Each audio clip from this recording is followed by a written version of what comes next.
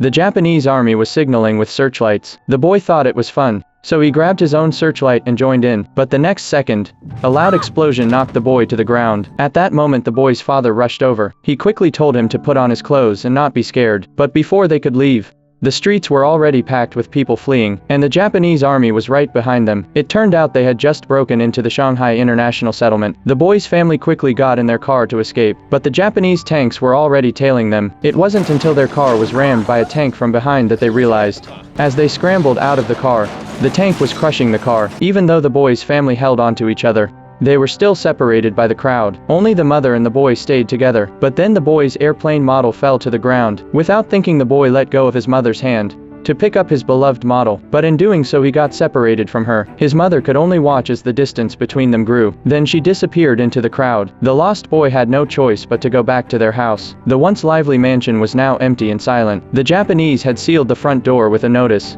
The boy could only enter through the back door. The kitchen only had unfinished food left. The rooms had been completely looted. At that moment 2 servants were moving things out, and the boy ran into them. Though he was furious, his rational side told him that he was no longer their little master. He could only watch as they took everything from his family. When he got hungry, he ate whatever food was left behind. Every night he waited, hoping his family would come back for him. But a week later, there was no more water, no more food. To avoid starving to death, he had no choice but to ride his bike out to find food. Suddenly he saw a car with his neighbors inside, and they were waving at him. The boy immediately rode after the car. Just as he was about to catch up, the car suddenly sped up. The boy could only watch as it kept driving further away.